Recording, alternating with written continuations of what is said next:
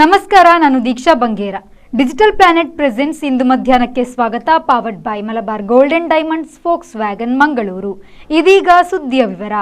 ದಿವಂಗತ ಜಿ ಕಮಲ ಮತ್ತು ಜಿ ಸುಬ್ಬಣ್ಣ ಶೇರೆಗಾರರ ಮನೆಯವರಿಂದ ಚತುಪವಿತ್ರ ನಾಗಮಂಡಲೋತ್ಸವ ಕಾರ್ಯಕ್ರಮವು ನಾನಾ ಧಾರ್ಮಿಕ ವಿಧಿವಿಧಾನಗಳೊಂದಿಗೆ ಕುಂದಾಪುರದ ಮೂಡುಕೇರಿಯಲ್ಲಿ ಶ್ರೀ ನಾಗಬೊಬ್ಬರಿಯ ದೈವಸ್ಥಾನದಲ್ಲಿ ವಿಜೃಂಭಣೆಯಿಂದ ನಡೆಯಿತು. ಚತುಪವಿತ್ರ ನಾಗಮಂಡಲೋತ್ಸವ ಅಂಗವಾಗಿ ಮಹಾನ್ನ ಸಂತರ್ಪಣೆ, ನಾಗಮಂಡಲ ಸೇವೆ ಜರುಗಿತ್ತು.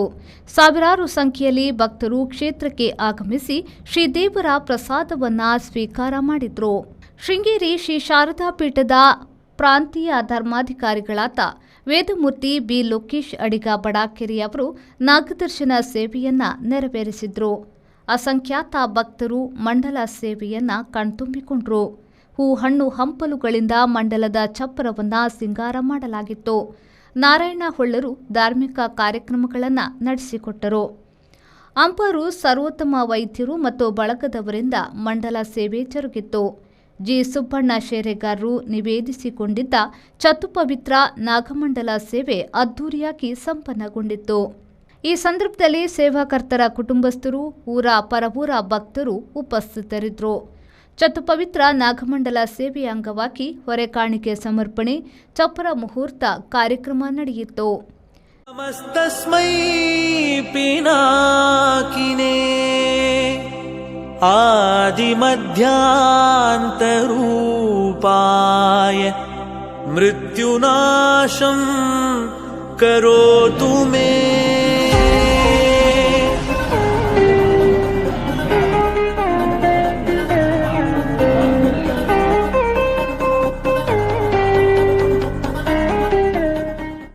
ದಿವಂಗತ ಜಿ ಸುಬ್ಬಣ್ಣ ಶೇರೆಗಾರ್ ನಮ್ಮ ತಂದೆಯವರು ಹೇಳಿಕೊಂಡಂತೆ ಇವತ್ತಿನ ದಿವಸ ದಿವಂಗತ ಜಿ ಸುಬ್ಬಣ್ಣ ಶೇರೆಗಾರ್ ಹಾಗೂ ನಮ್ಮ ತಾಯಿಯವರಾದ ಕಮಲ ಇವರ ಹೇಳಿಕೊಂಡಂತೆ ನಾವು ಈ ದಿನ ಸಂಕಲ್ಪ ಮಾಡಿದ್ದೇವೆ. ಅದು ಭಾಳ ವಿಜೃಂಭಣೆಯಿಂದ ಆಗಿದೆ. ಇವತ್ತು ಪಂಚಮಿ ದಿನ ಸುಮಾರು 10ರಿಂದ 15,000 ಜನ ಅನ್ನ ಸಂತರ್ಪಣೆ ಮಾಡಿದ್ದಾರೆ. ಈಗ ರಾತ್ರಿ ನಾಗನಿಗೆ ಪ್ರಿಯವಾದಂಥ ಹಾಲಿಟ್ಟು ಸೇವೆ, ರಾತ್ರಿ ನಾಗಮಂಡಲೋತ್ಸವ ಹಾಗೂ ಪ್ರಸಾದ ವಿತರಣೆ, ಈ ಎಲ್ಲ ಕಾರ್ಯಕ್ರಮಗಳು ವಿಜೃಂಭಣೆಯಿಂದ ಜರುಗಲಿರುವುದು. ಇವತ್ತು ನಮ್ಮ ಅಜ್ಜನ ಹರಕೆಯ ಚತುರ್ಪವಿತ್ರ ನಾಗಮಂಡಲ ಸೇವೆ ನೆರವೇರಿದೆ. 15,000 ಜನ ಅನ್ನಪ್ರಸಾದವನ್ನು ಸ್ವೀಕರಿಸಿದ್ದಾರೆ. ಬಂದಿರೋ ಎಲ್ಲ ಭಕ್ತಾದಿಮಾನಿಗಳಿಗೂ ಧನ್ಯವಾದಗಳು. ಇವತ್ತು ನಮ್ಮೆಲ್ಲರಿಗೂ ಒಂದು ಶುಭ ದಿನ. ಯಾಕೆಂತಂದರೆ ನಮ್ಮ ಅಜ್ಜನರ ಒಂದು ಹರಕೆಯ ಚತುಷ್ಪವಿತ್ರ ನಾಗಮಂಡಲೋತ್ಸವ ಇವತ್ತು ನೆರವೇರ್ತಾ ಇದೆ. ಸೊ ಇದಕ್ಕೆ ಸರಿಸುಮಾರು ಒಂದು 15,000 ಜನ ಭಾಗವಹಿಸಿ ಅನ್ನ ಸಂತರ್ಪಣೆಯಲ್ಲಿ ಭಾಗವಹಿಸಿ ಅದನ್ನು ಸ್ವೀಕರಿಸಿದ್ದಾರೆ. ಸೊ ನಾವಂತೂ ಎಲ್ಲರೂ ಸೇರಿರುವಂಥದ್ದು ಒಂದು ಖುಷಿ ವಿಚಾರ. ಸೊ ಈ ಒಂದು ಪ್ರೋಗ್ರಾಮನ್ನು ನಡೆಸಿಕೊಟ್ಟಂತಹ ಎಲ್ಲ ಸಮಿತಿಯವರಿಗೂ ನಮ್ಮ ಕುಟುಂಬದವರಿಗೂ ಧನ್ಯವಾದವನ್ನು ಹೇಳ್ತಾ ನನ್ನೆರಡು ಮಾತನ್ನು ಮುಗಿಸ್ತೀನಿ. ನಾಗಮಂಡಲೋತ್ಸವದ ಪ್ರಯುಕ್ತವಾಗಿ ಹೊರೆಕಾಣಿಕೆಯನ್ನು ಕುಂದಾಪುರದ ನಾಗಬೊಬ್ಬರಿಯನಿಗೆ ಅರ್ಪಿಸಿದ ಒಂದೆರಡು ಜನಗಳಲ್ಲ, ಸಾಧಾರಣ ಒಂದು 600ರಿಂದ 700 ಜನ ತಮ್ಮ ಹೊರೆ ಕಾಣಿಕೆಗಳನ್ನು ಕೊಟ್ಟಿದ್ದಾರೆ. ಅಕ್ಕಿ, ಬೇಳೆ, ಕಾಳು, ಬೆಲ್ಲ, ಸಕ್ಕರೆ, ಹಾಗೆ ಬಾಳೆಎಲೆ ಹಾಗೆ ಹೂವು ಇವುಗಳನ್ನು ನೀಡಿ ಸಹಕರಿಸಿದ್ದಾರೆ. ಈ ಸಹಕರಿಸಿದಂಥ ಎಲ್ಲರನ್ನೂ ಕೂಡ ನಾವು ಈ ಸಮಯದಲ್ಲಿ ಅವರಿಗೆ ಅಭಿನಂದನೆಯನ್ನು ಕೂಡ ಸಲ್ಲಿಸಿದ್ದೇವೆ. ಹಾಗೆ ಈ ನಾಗಮಂಡಲೋತ್ಸವದ ಸಂಪೂರ್ಣ ಊಟದ ಜವಾಬ್ದಾರಿಗಳನ್ನು ವಹಿಸಿಕೊಂಡು ಮಾಡಿದಂಥ ನಮ್ಮ ಸಮಿತಿಗಳಿಗೆ ಎಲ್ಲರಿಗೂ ವಂದಿಸ್ತಾ, ನಿಮ್ಮ ಈ ನಾಗಮಂಡಲೋತ್ಸವ ಬಹಳ ವಿಜೃಂಭಣೆಯಿಂದ ಸಾವಿರ ಸಂಖ್ಯೆಯಲ್ಲಿ ಜನ ಬಂದು ಊಟೋಪಚಾರಗಳನ್ನು ಮಾಡಿ ಪ್ರಸಾದ ಸ್ವೀಕರಿಸಿ ಹೋಗಿರ್ತಾರೆ ಅಂತ ಹೇಳಲಿಕ್ಕೆ ನಾನು ಸಂತೋಷ ಪಡ್ತಾ ಇದ್ದೇನೆ. ಕರಾವಳಿ ಭಾಗದ ಜನರ ಭಾವನೆಗೆ ಎಲ್ಲರಿಗೂ ಭಕ್ತಿ ಶ್ರದ್ಧೆಗಳಿಂದ ಈ ಒಂದು ನಾಗಮಂಡಲೋತ್ಸವದಲ್ಲಿ ಪಾಲ್ಗೊಂಡು ಸ್ವಯಂ ಸೇವಕರು ಅತಿ ಹೆಚ್ಚಿನ ಸಂಖ್ಯೆಯಿಂದ ಕಳೆದ 3-4 ದಿನಗಳಿಂದ ಇಲ್ಲಿ ಭಾಗವಹಿಸಿ ಇಲ್ಲಿನ ಎಲ್ಲ ಕೆಲಸಗಳನ್ನ ಹಗಲು ರಾತ್ರಿ ಎನ್ನದೇ ಭಕ್ತಿ ಶ್ರದ್ಧೆಯಿಂದ ಧಾರ್ಮಿಕ ಭಾವನೆಯಿಂದ ಇಲ್ಲಿನ ಎಲ್ಲ ಕೆಲಸಗಳನ್ನ ತಮ್ಮದೇ ಅಂತ ಮಾಡ್ಕೊಂಡು ಬಂದಿದ್ದಾರೆ. ಸಾವಿರಾರು ಜನರು ಕೂಡ ಇಲ್ಲಿ ಊಟ ಪ್ರಸಾದವನ್ನು ಸ್ವೀಕರಿಸಿ ಹೋಗಿದ್ದಾರೆ. ಅವರೆಲ್ಲರಿಗೂ ಕೂಡ ಬೇಕಾಗುವಂಥ ಅವಕಾಶವನ್ನು ಮಾಡಿಕೊಟ್ಟು ಎಲ್ಲರೂ ಕೂಡ ಇಲ್ಲಿನ ಈ ಧಾರ್ಮಿಕ ಕೇಂದ್ರದ ಹಿರಿಮೆಯನ್ನು ಹೆಚ್ಚಿದ್ದಾರೆ. ಈ ನಾಗಮಂಡಲೋತ್ಸವ ತುಂಬ ಅದ್ದೂರಿಯಾಗಿ ನೆರವೇರಿದ್ದು ತಮ್ಮೆಲ್ಲರ ಸಹಕಾರದಿಂದ ಆಗಿದೆ. ಅದಕ್ಕೆ ನಾವೆಲ್ಲರೂ ತುಂಬ ಸಂತೋಷ ಪಡ್ತಿದ್ದೇವೆ. ಕಲಿಯುಗದಲ್ಲಿ ಪ್ರತ್ಯಕ್ಷ ದೇವರು ಯಾರು ಕೇಳಿದ್ರೆ ನಾಗದೇವರು. ನಮ್ಮ ಮನೆ ಬಾಗಿಲಲ್ಲಿ ಏನಾದರೂ ನಾಗದೇವರಿಗೆ ತೊಂದರೆ ತಾಪತ್ರಗಳನ್ನು ನಾವು ಪಡಿಸಿದ್ದಿದ್ರೆ ಕೂಡಲೇ ನಮಗೆ ಗೊತ್ತಾಗ್ತದೆ ಅದರ ಏನು ಅನುಭವ ಅಂತ. ಮನೆ ಬಪ್ಪಳೊಳಗೆ ಅವರೇ ಬರ್ಬೋದು, ಇಲ್ಲದಿದ್ದರೆ ನಮಗೇನಾದರೂ ತೊಂದರೆ ಆಗ್ಬೋದು, ದೇಹ ಸ್ಥಿತಿ ಅಥವಾ ಮಾನಸಿಕವಾಗಿ ಚರ್ಮ ರೋಗ ಇತ್ಯಾದಿ ಎಲ್ಲ ಬರುತ್ತೆ. ಆ ಉದ್ದೇಶವಾಗಿ ಈ ನಾಗಮಂಡಲವನ್ನು ಮಾಡುವಂಥದ್ದು ಅದು ಏಕಪವಿತ್ರದಿಂದ ಹಿಡಿದು 16 ಪವಿತ್ರದವರೆಗೆ ನಾಗಮಂಡಲ ಸೇವೆ. ಇದು ಚತುಷ್ಪವಿತ್ರ ನಾಗಮಂಡಲ. ಬಹಳ ಶ್ರದ್ಧೆಯಿಂದ ಎಷ್ಟೋ ತಿಂಗಳುಗಟ್ಟಲೆ ವರ್ಷಗಟ್ಟಲೆಯಿಂದ ಇದಕ್ಕೆ ಪೂರ್ವ ಯೋಜಿತವನ್ನು ಮಾಡಿಕೊಂಡು ಈ ಕಾರ್ಯಕ್ರಮಗಳನ್ನು ಇವತ್ತು ಹಮ್ಮಿಸಿಕೊಂಡಿದ್ದಾರೆ. ಬಹಳ ಉತ್ತಮವಾದಂಥದ್ದು. ಈ ಪಂಚಮಿ ಅನ್ನೋದು ವಿಶೇಷವಾದಂಥ ದಿನ. ಮಧ್ಯಾಹ್ನ ಚತುರ್ಥಿಯ ಸಹಿತವಾದ ಪಂಚಮಿ ಸಿಕ್ಕಿದೆ ನಾಗಮಂಡಲಕ್ಕೆ. ನಾಗಪಂಚಮಿ ಬಹಳ ವಿಶೇಷವಾದ ದಿನ. ಆದ್ದರಿಂದ ಅವರಿಗೆ, ಅವ್ರ ಕುಟುಂಬಕ್ಕೆ, ನಂಬಿದಂಥ ಭಕ್ತರಿಗೆ, ಈ ರಾಷ್ಟ್ರಕ್ಕೆ ಎಲ್ಲದೂ ಕೂಡ ನಾಗ ಪೂರ್ಣ ಅನುಗ್ರಹಿಸಿ ನಡೆಸಿ ಅವರ ಕುಟುಂಬದ ಅಭೀಷ್ಟ ಏನಿದೆ ಪಾಪಗಳೆಲ್ಲ ಪರಿಹಾರವಾಗಿ ಅಭೀಷ್ಟವನ್ನು ಸಿದ್ಧಿಸಲಿ ಅಂತ ಈ ತನ್ಮೂಲಕ ಈ ದೇವರ ಸಮ್ಮುಖದಲ್ಲಿ 2 ಶುಭಾಶೀರ್ವಾದಗಳನ್ನು ಅವರ ಇಡೀ ಕುಟುಂಬಕ್ಕೆ, ನಂಬಿದಂಥ ಭಕ್ತರಿಗೆ, ರಾಷ್ಟ್ರಕ್ಕೆ ನಾವು ಪೂರ್ಣ ಆಶೀರ್ವಾದ ಮಾಡ್ತೀವಿ.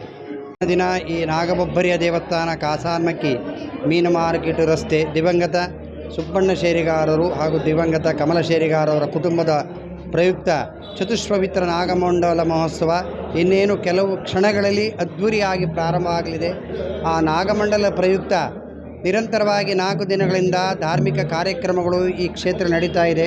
ಮೊದಲನೇದಾಗಿ ಸರ್ವಪ್ರಾಯಶ್ಚಿತ್ತವಾಗಿರತಕ್ಕಂಥ ಕ್ರಿಯಾರಂಭವನ್ನು ನಡೆಸಿ ತದನಂತರ ಮೃತ್ಯುಂಜಯ ಹೋಮ, ಸರ್ವ ಮೃತ್ಯುಗಳ ಪರಿಹಾರಕ್ಕೆ, ಸರ್ವ ದೋಷ ಪರಿಹಾರಕ್ಕೆ ಮೃತ್ಯುಂಜಯ ಹೋಮ ನಡೆಸಿದ್ದೇವೆ. ತದನಂತರ ನಾಗಮನ ಈ ಕ್ಷೇತ್ರದಲ್ಲಿ ನವಗ್ರಹ ಹೋಮ, ಗಾಯತ್ರಿ ಹೋಮ, ಗಾಯತ್ರಿ ಕಲಶಾಭಿಷೇಕ ಮಹಾಪೂಜೆ ಮಾಡಿದ್ದೇವೆ. ತದನಂತರ ಯಾಗ ನಡೆಯುವಂಥ ಯಾಗ ಮಂಟಪದಲ್ಲಿ ವಾಸ್ತು ರಕ್ಷೋಗನ, ಪ್ರಾಕಾರ ಶುದ್ಧಿ, ಸ್ಥಾನ ಶುದ್ಧಿ ಅಲ್ವಾ ಬನ್ನಿ ಎಲ್ಲ ಶುದ್ಧಿಗಳನ್ನು ಮಾಡಿ ತದನಂತರ ನಿನ್ನೆ ದಿವಸದಲ್ಲಿ ಆ ಬೊಬ್ಬರಿಯ ದೇವರ ಪ್ರಯುಕ್ತವಾಗಿ ಮಹಾರುದ್ರ ಹೋಮವನ್ನು ನಡೆಸಿದ್ದೇವೆ. ಆಮೇಲೆ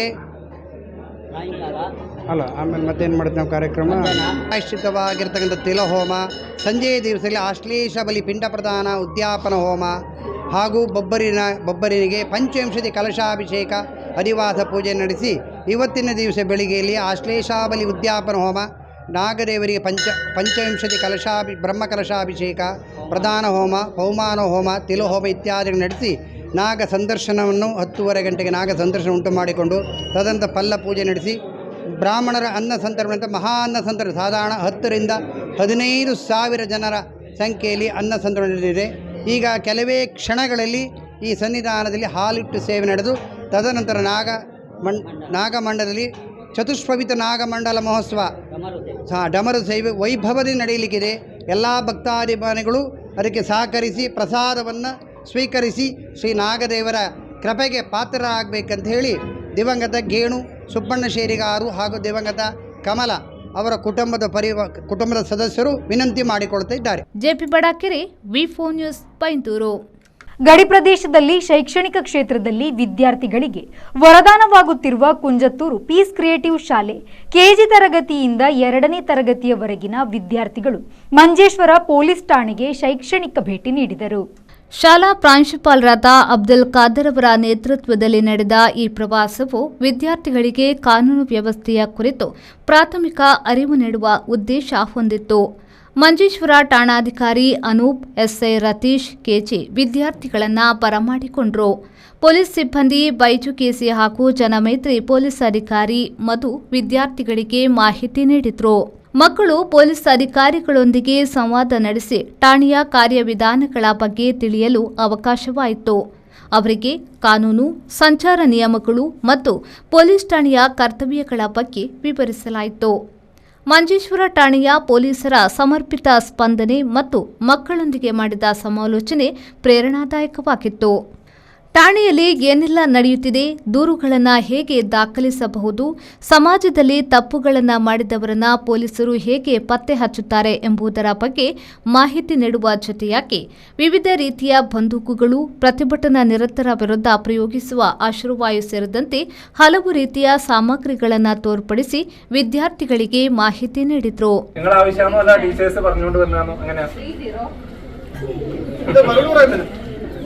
പോലീസിന് ഇഷ്ടമാണല്ലേക്കും പോലീസ് സ്റ്റേഷൻ എന്തിനാണ് ഒരു പോലീസ് സ്റ്റേഷൻ? എന്തിനാണ് നമുക്ക് എന്തിനാണ് പോലീസ് സ്റ്റേഷൻ? അവർ ജനങ്ങളുടെ ജീവൻ ജോലി മാത്രമേ ഉള്ളൂ. പോലീസിനാണ് നാട്ടിലെ ക്രമസമാധാന പ്രശ്നങ്ങൾ കൈകാര്യം ചെയ്യേണ്ട ഉത്തരവാദിത്തം പോലീസിനാണ്, അല്ലേ? സംരക്ഷണം കൊടുക്കേണ്ട വിഭാഗമാണ് പോലീസ്. അതുകൊണ്ടാണ് ക്രമസമാധാന പ്രശ്നങ്ങൾ ഉണ്ടാക്കുന്ന ആൾക്കാരെ പിടിച്ച് പോലീസ് അറസ്റ്റ് ചെയ്ത് കൊണ്ടുവരും, പോലീസ് സ്റ്റേഷനിൽ പാർപ്പിക്കും. ഇവിടെ ഒരു ലോക്കപ്പ് ഉണ്ട്, കണ്ടിട്ടുണ്ടാവും പോലീസ് സ്റ്റേഷനിൽ. അതിനൊക്കെ ഉള്ളിൽ കയറ്റി കാണിച്ചു തരാം. കള്ളന്മാരൊക്കെ പിടിച്ച് നമ്മൾ ലോക്കപ്പ് ചെയ്യും. ലോക്കപ്പ് ചെയ്ത പിറ്റേന്ന് കോടതിയിൽ ഹാജരാക്കും. കോടതിയിൽ നിന്ന് അവരെ ജയിലിലേക്ക് വിടും. ഒരു ദിവസം മാത്രമേ പോലീസ് സ്റ്റേഷനിൽ ഒരു കള്ളന്മാർ 24 മണിക്കൂർ മാത്രമേ പാർപ്പിക്കൂ കള്ളന്മാരെ. അതിനൊക്കെ ഉള്ളിൽ കയറി കാണിച്ചു തരാം. പിന്നെ പോലീസ് സ്റ്റേഷനിൽ നടക്കുന്നതെന്ന് വെച്ചാൽ കേസ് രജിസ്റ്റർ ചെയ്യാണ്. വണ്ടിക്കൊക്കെ ഫൈൻ അടക്കുന്നുണ്ടല്ലോ പോലീസ്. അപ്പം കുറ്റകൃത്യം നടക്കുന്ന വാഹനങ്ങൾക്ക് റോഡ് സൈഡിൽ നിന്നിട്ട് പോലീസ് ഫൈൻ ഈടാക്കും. അങ്ങനെ ഫൈൻ ഈടാക്കി ആൾക്കാരെ കൊണ്ട് പൈസ, ചെറിയ കേസിനൊക്കെ ഫൈൻ അടപ്പിക്കും. നമ്മളൊക്കെ കൂടെ പോകുമ്പോൾ പോലീസ് കൈകാണിച്ച് നിർത്തിയിട്ടുണ്ട്. അപ്പം പോലീസ് രേഖകളൊക്കെ പരിശോധിച്ചു. രേഖകളൊന്നും ക്ലിയർ അല്ലെങ്കിൽ പോലീസിന് ಫೈನ್ ಕೊಡಬೇಕು ಅല്ലേ? ಈ ಶೈಕ್ಷಣಿಕ ಪ್ರವಾಸದ ಮೂಲಕ ವಿದ್ಯಾರ್ಥಿಗಳು ಕಾನೂನು ಮತ್ತು ಪೊಲೀಸ್ ಇಲಾಖೆಯ ಮಹತ್ವವನ್ನು ಚೆನ್ನಾಗಿ ಅರಿತುಕೊಂಡರು. ಮಕ್ಕಳ ಪ್ರಶ್ನೆಗಳಿಗೆ ಪೊಲೀಸರು ಅತ್ಯಂತ ಸಂತೋಷದಿಂದ ಉತ್ತರಿಸಿ ಸಾರ್ವಜನಿಕ ಸೇವೆಯ ಮಹತ್ವವನ್ನು ವಿವರಿಸಿದ್ರು. ಕೊನೆಯಲ್ಲಿ ವಿದ್ಯಾರ್ಥಿಗಳು ಪೊಲೀಸ್ ಅಧಿಕಾರಿಗೆ ಉಪಹಾರವನ್ನು ನೀಡಿ ಗೌರವಿಸಿದ್ರು. ಈ ಸಂದರ್ಭ ಶಾಲಾ ಕೋಆರ್ಡಿನೇಟರ್ಗಳು, ಅಧ್ಯಾಪಕರುಗಳು ವಿದ್ಯಾರ್ಥಿಗಳನ್ನು ನಿಯಂತ್ರಿಸಿದ್ರು. ಈ ರೀತಿಯ ಪ್ರವಾಸಗಳು ಮಕ್ಕಳಲ್ಲಿ ಕಾನೂನು ಬಗ್ಗೆ ಅರಿವು ಮೂಡಿಸಲು ಹಾಗೂ ಸಮಾಜ ಸೇವೆಯ ಗೌರವವನ್ನು ಬೆಳೆಸಲು ಸಹಕಾರಿ ಎಂದು ಶಿಕ್ಷಕ ಹಾಗೂ ಪಾಲಕರ ಭಾಗದಿಂದ ಅಭಿಪ್ರಾಯ ಕೇಳಿಬಂತು. ರೆಹಮಾನ್ ಉದ್ಯಾವರ, ವಿ4 ನ್ಯೂಸ್, ಮಂಜೇಶ್ವರ. ವಿವೇಕ ಶಾಲಾ ಯೋಜನೆಯಡಿಯಲ್ಲಿ ದರೆಗುಡ್ಡೆ ಗ್ರಾಮ ಪಂಚಾಯತ್ ವ್ಯಾಪ್ತಿಯ ಸರಕಾರಿ ಹಿರಿಯ ಪ್ರಾಥಮಿಕ ಶಾಲೆ ಕೆಲ್ಲಪುತ್ತಿಗೆಯಲ್ಲಿ ರೂಪಾಯಿ 14 ಲಕ್ಷದಲ್ಲಿ ನಿರ್ಮಾಣಗೊಂಡಿರುವ ವಿವೇಕ ಶಾಲಾ ಕೊಠಡಿ, 18 ಲಕ್ಷದಲ್ಲಿ ನಿರ್ಮಾಣಗೊಂಡಿರುವ ಆದಿವಾಸಿ ಕೊರಗರ ಸಮುದಾಯ ಭವನ ಮತ್ತು ರೂಪಾಯಿ 5 ಲಕ್ಷದಲ್ಲಿ ಅಳವಡಿಸಿರುವ ಸೋಲಾರ್ ದೀಪವನ್ನು ಕ್ಷೇತ್ರದ ಶಾಸಕ ಉಮಾನಾಥ್ ಎಕ್ಕೋಟ್ಯಾನ್ ಲೋಕಾರ್ಪಣೆಗೊಳಿಸಿದರು. ಇದೇ ವೇಳೆ ಮಾತನಾಡಿದ ಶಾಸಕ ಉಮಾನಾಥ್ ಕೋಟ್ಯಾನ್ ಅವರು, ಬಡ ಮತ್ತು ಮಧ್ಯಮ ವರ್ಗದ ಮಕ್ಕಳು ವಿದ್ಯಾರ್ಜನೆಯಿಂದ ವಂಚಿತರಾಗಬಾರದೆನ್ನುವ ಉದ್ದೇಶದಿಂದ ಕ್ಷೇತ್ರಕ್ಕೆ 40 ರಿಂದ 45 ಕೊಠಡಿಗಳನ್ನು ತರಲಾಗಿದೆ. 30 ಕೊಠಡಿಗಳನ್ನು ಪ್ರಾಥಮಿಕ ಶಾಲೆಗೆ ಹಾಗೂ ಮುಲ್ಕಿ, ಅಳಿಯೂರು, ಮಿಚಾರು ಭಾಗದ ಪ್ರೌಢಶಾಲೆಗೆ ತಲಾ 1 ಕೋಟಿಯಂತೆ 4 ಶಾಲಾ ಕೊಠಡಿಗಳನ್ನು ನಿರ್ಮಿಸಿ ಸರ್ಕಾರಿ ಶಾಲೆಯ ಮಕ್ಕಳಿಗೆ ಉತ್ತಮ ಸೌಲಭ್ಯಗಳನ್ನು ಒದಗಿಸಲಾಗುತ್ತಿದೆ ಎಂದರು. ಈ ಭಾಗದ ಕೊರಗರ ಕಾಲೋನಿಗೆ ಸಂಪೂರ್ಣವಾಗಿ ಸೋಲಾರ್ ವಿದ್ಯುತ್ ಲೈಟ್ ಬರ್ತದೆ. ಇಡೀ ಕಾಲೋನಿಗೆ 5 ಲಕ್ಷ ರೂಪಾಯಿ ವೆಚ್ಚಡು ವಿದ್ಯುದ್ದೀಕರಣ ಬಲ್ಲ. ಅಂಚನೆ 18 ಲಕ್ಷ ರೂಪಾಯಿ ಖರ್ಚು ಮತ್ತು ನಿಖಿಲಗೆ ಕಾಲೋನಿ ನಿಖಿಲ ಶೋಕದ ಕೊರಗರಿಗೆ ಸಮುದಾಯ ಭವನ ನಿರ್ಮಾಣ. ಇನ್ನು ಸರ್ಕಾರದ ಸಿಕ್ಕುನಂಚಿನ ಮೂಲಭೂತ ಸೌಕರ್ಯನ ಎಷ್ಟು ಜನಾಂಗ ಪ್ರತಿ ವರಿಯಾಗಲ್ಲ ಬಹುಶಃ ಕಲಿನ ಅವಧಿಗೆ ಎಂಕಲು ಒவ்வொரு ಕಾಲೋನಿಯಿಂದ ಪೂರಾ ಕಾಲೋನಿಗಳ ಒಂಜಿ ಕಾಲೋನಿಯಿಂದ ಮಾತ್ರ 4 ಕಾಲೋನಿಗಳ ಎಂಕಲು ಕಾಂಕ್ರೀಟೀಕರಣ ಮಲ್ಲ ದಯಪಂಡ ಅಕುಲ್ಲ ಎಡ್ಡ ರೀತಿಯ ಮೂಲಭೂತ ಸೌಕರ್ಯ ಉಳ್ಕೊಳ್ಳೋದು. ಇನಿ ಏನು ಮಂದಿರ ಗೊತ್ತು ಜನಕ್ಕೆ ಆ ಜಾತಿ ಈ ಜಾತಿ ನಮ್ಮ ಮಾತ ಮನುಷ್ಯರು, ನಮ್ಮ ಪ್ರತಿಯೊಲ್ಲ ಮನುಷ್ಯರು ನಮ್ಮ ಮಾತ ನಿಖಿಲಗಳೇ ಅನ್ಪರ್ಮೇಜಗಳು ನಿಖಿಲ ಎಂಕಲ ಜಾತಿ ನಡು ತುಕ್ಕೋಡು ಏಪಲ ಎಂಕಲು ಆ ಜಾತಿ ಎಂಕಲು ಈ ಜಾತಿ ಬಂದ ಪಿರೋ ಅಂತೇಳಿ ಬಲ್ಲಿ ನಡುತ್ತು ಮಾತನೊಟ್ಟಿಗೆ ಸೇರುವುದು ಬದುಕಂಡ ನಮ್ಮ ಮಾತ ಮನುಷ್ಯ ಜಾತಿ ಬಂತು. ಅಂದ್ರೆ ಇನಿ ಎಂಕು ಗೊತ್ತುಂಟು ಯಾರು ಹಳ್ಳಿದ ಬೈದಿನಿ ಒಂಜಿ ಸಮಯ ಎಂಕ್ಲೆಲ್ಲ ಬಾರಿ ಹಿಂದುಳಿದ ವರ್ಗದ ಜನಕ್ಲೆಲ್ಲ ಕೀಳದ್ದು ಅಂದ್ರೆ ನಿನ್ನ ಮಾತನೊಟ್ಟಿಗೆ ನಮ್ಮ ಉಲ್ಲ ನಾವು ಒಂದೇ ವರ್ಷ ಬಕ್ಕ ಮಾತ ನಮ್ಮ ಸಮಾನತೆ ಬರ್ಬಿಡುತ್ತೆ ಬರೋದು ಮಾತೆಲ್ಲ ನಮ್ಮ ಪ್ರೀತಿ ವಿಶ್ವಾಸ ಅನ್ನಲ್ಲ ಸರ್ಕಾರ ಐಕ್ಯದ ಅನುದಾನ ದೀಪಣ ಅನುದಾನ ನೆಕ್ ಕಾಲೋನಿಗೆ ವಿನಿಯೋಗ ಮಾಡ್ಕೊಡು ಬಂದ ದೃಷ್ಟಿಯಲ್ಲಿ ನಮ್ಮ ಪಂಚಾಯತ್ ಅಧ್ಯಕ್ಷರು ಗೌರವಾನ್ವಿತ ಮತ್ತು ಸದಸ್ಯರ ಪನ್ನಕ್ಕೆ ಮುಲ್ಪ ನೆಕ್ 14 ಲಕ್ಷ ರೂಪಾಯಿ ಇದ್ದು ಏಪಲ ಸೇರಿಯಾರೆ ಈಗ ದಾದಾನದ ಚಟುವಟಿಕೆಗೆ ಸೇರಿಯಾರೆ ಕೂಡ ಈ ಶೋಕದ ಸಮುದಾಯ ಭವನ ಇಲ್ಲಿ ಅಂಡಲ್ಲ ಅಚ್ಚುಕಟ್ಟಾದ ಬಾರಿ ಕೊರ್ಲಾತನ್ ಏನು ಉದ್ಘಾಟನೆ ಮಲ್ದ ನೆಟ್ಟೆ ನಿಖಿಲ್ ನಾನು ದಾದಾಳ ನಿಖಿಲ ಕಾರ್ಯಕ್ರಮ ನೆಟ್ಟೆ ಮಲ್ಕೊಡ್ಬೇಕು. ವಿದ್ಯೆಯನ್ನು ಕಲಿಬೇಕು, ವಿದ್ಯಾಭ್ಯಾಸ ಮಾಡಬೇಕು. ಯಾವುದೇ ಕಾರಣಕ್ಕೂ ಮಕ್ಕಳು ಆರ್ಥಿಕವಾಗಿ ದುಡ್ಡಿಲ್ಲ ಅದಿಲ್ಲ ಇದಿಲ್ಲ ಹೇಳಿಕೊಂಡು ವಿದ್ಯಾರ್ಜನೆಯಿಂದ ವಂಚಿತರಾಗಬಾರ್ದು. ಆ ದೃಷ್ಟಿಯಲ್ಲಿ ಇವತ್ತೆಲ್ಲ ಸೌಕರ್ಯಗಳನ್ನು ನಾವು ಕೊಡ್ತಾ ಇದ್ದೇವೆ. ಇವತ್ತಿಲ್ಲಿ ಒಂದು ಒಳ್ಳೆಯ ನೂತನ ಕೊಠಡಿಯನ್ನು ಲೋಕಾರ್ಪಣೆಗೊಳಿಸಿದ್ದೇವೆ.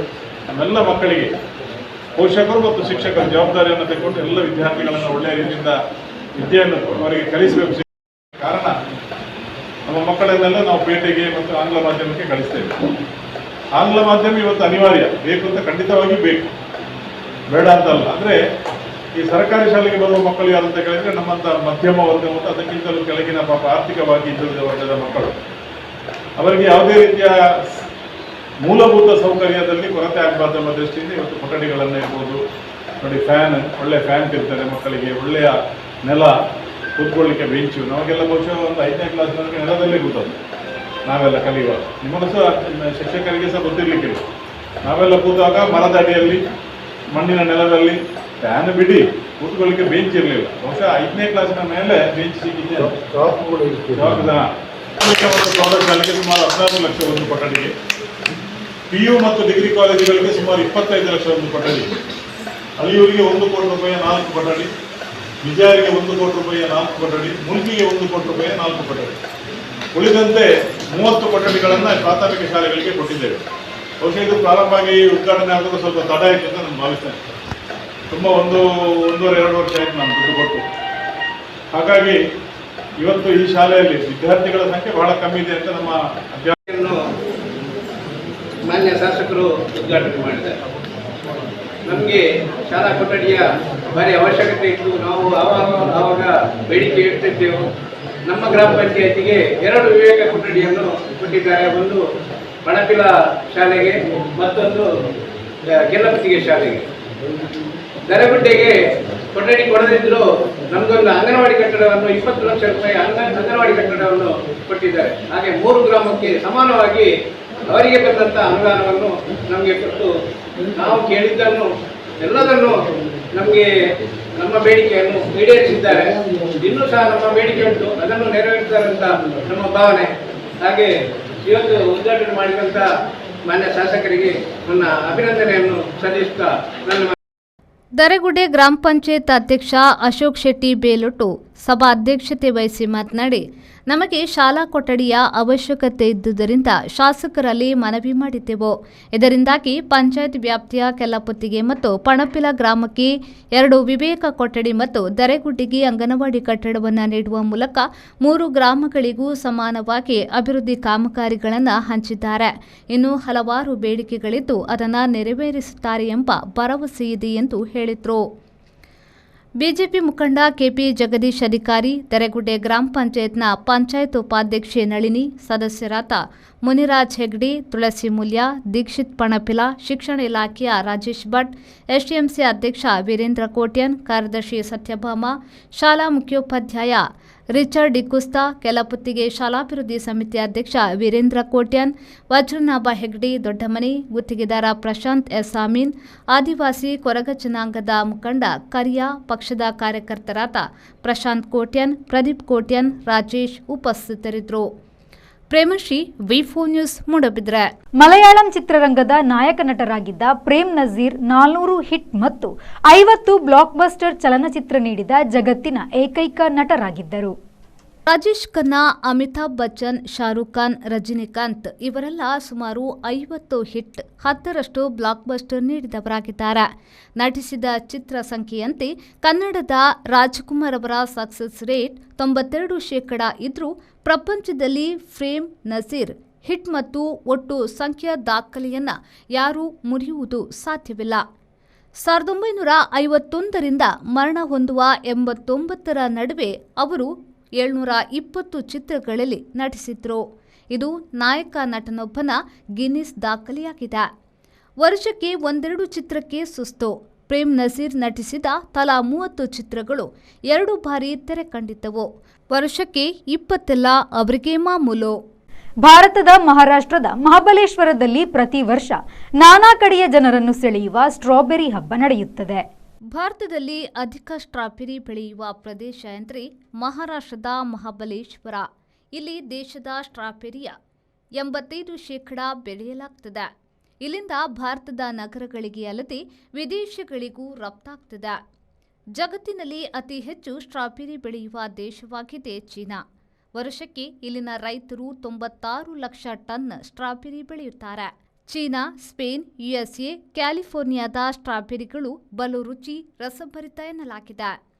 Mexico, Egypt, Russia, Turkey, Poland ಮೊದಲಾದ ದೇಶಗಳು ಕೂಡ ಪ್ರಮುಖ ಸ್ಟ್ರಾಬೆರಿ ಬೆಳೆಯುವ ದೇಶಗಳಾಗಿವೆ. ಇದು ಈ ಹೊತ್ತಿನ ಪ್ರಮುಖ ಸುದ್ದಿ. ನಿರಂತರ ಸುದ್ದಿ ಮತ್ತು ಮನೋರಂಜನೆಗಾಗಿ ವಿ4 ನ್ಯೂಸ್ನ ಫೇಸ್ಬುಕ್ ಪೇಜ್ನ ಫಾಲೋ ಮಾಡಿ ಹಾಗೂ ಯೂಟ್ಯೂಬ್ ಚಾನೆಲ್ನ ಸಬ್ಸ್ಕ್ರೈಬ್ ಮಾಡಿ.